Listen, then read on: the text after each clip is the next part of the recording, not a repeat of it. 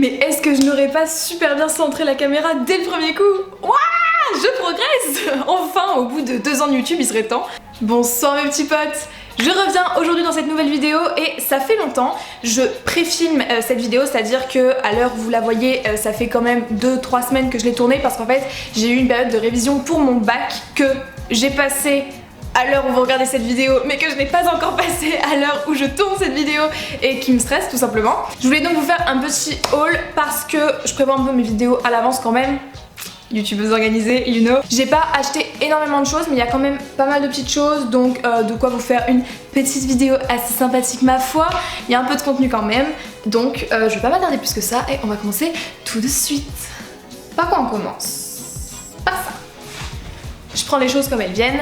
Tout d'abord, ah bah voilà, l'article que je vais vous présenter remonte à la dernière vidéo qui est parue sur ma chaîne. Si vous ne l'avez pas vue, je vous invite à aller la voir. Elle est dans le petit i qui est là. Non, là. Raté. Waouh, c'est trop compliqué. En plus déjà que je confonds ma droite et ma gauche, mais là c'est mort. Bref, on avait fait des paris avec ma petite sœur. Je lui avais promis que si elle gagnait le concours d'anecdotes à la fin, la dernière anecdote, et bah je lui ai acheté son premier tapis de sel. On avait choisi ensemble un Veredus. Il se trouve qu'on voulait commander sur Cheval Shop et le screen de l'écran que j'avais fait à ce moment-là, c'était quand on voulait commander sur Cheval Shop. On avait pris un tapis Veredus tout simple, noir avec le liseré blanc. Mais au moment où j'ai voulu payer avec ma carte bleue, après qu'on a enregistré l'écran, etc. Il y a eu un bug et en fait j'ai pas pu payer et je pouvais plus payer sur Cheval Shop, genre je sais pas pourquoi, il doit y avoir un bug du site. Du coup je suis partie sur un autre site, West Cheval, et il y avait le même tapis mais avec le liseré or. Et il se trouve que ma soeur préférait le liseré or qui n'était pas dispo sur Cheval Shop. Donc on lui a pris le tapis Veredus avec le liseré or. Est-ce qu'on voit? Oui. Ah, il paraît un peu marron à la caméra je trouve.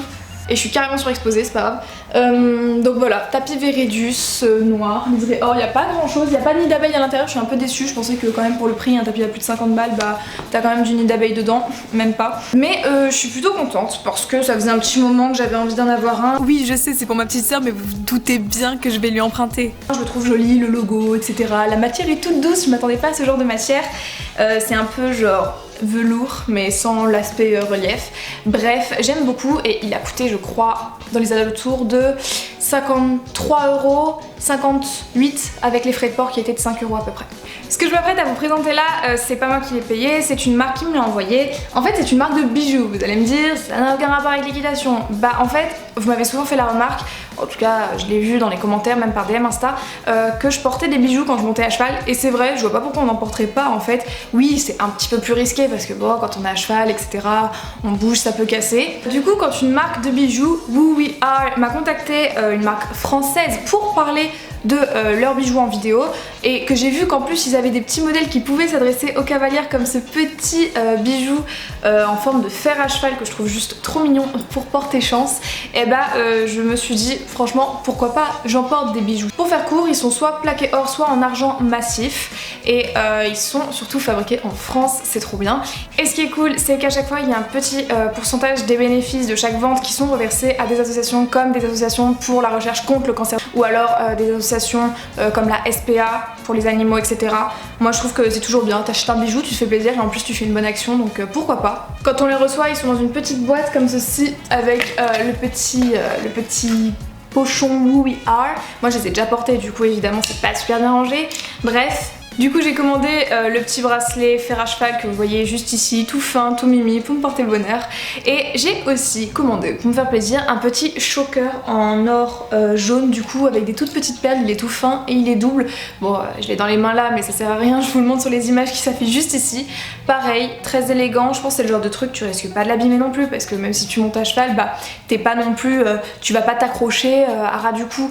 Donc ouais, moi je suis très contente de ces deux petites choses là. J'adore. J'ai un code promo qui s'affiche juste ici et l'ORS 20 il me semble, donc si vous souhaitez commander bah allez-y.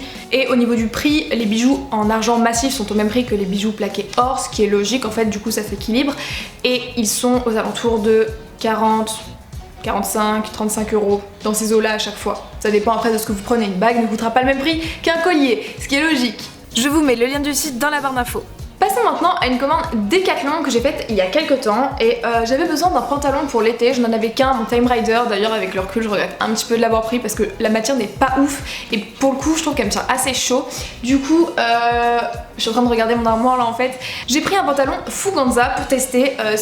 Taillé spécialement pour l'été apparemment dans un tissu hyper stretch. En fait c'est pas vraiment un pantalon, c'est un legging vous savez, avec ici la ceinture qui monte assez haut, c'est un taille haute du coup je suis grave contente, c'est ce que je voulais, qui est très élastique, je l'ai pris en taille XS, ça me va super bien, j'aime trop, il est respirant, aéré, bon seul bémol, il a pas de grippe sous les fesses, entre les jambes pour te permettre de mieux adhérer à la selle, du coup ça peut glisser un petit peu.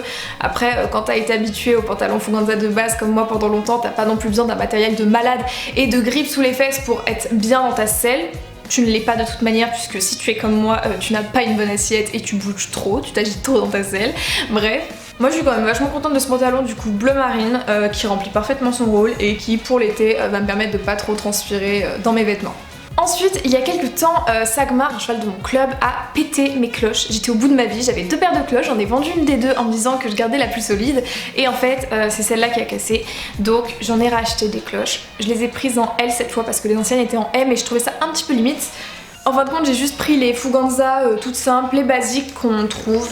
Donc bah voilà, j'ai pas grand chose à dire en fait, c'est juste une paire de cloches, ça sert toujours. Les Fuganza je crois, franchement c'est de la bonne qualité parce que moi j'avais les Norton de pad que j'avais présenté dans un haul il y a longtemps, genre il y a 1 an et demi et au final bah elles ont pas bien tenu quoi, j'ai dû les utiliser...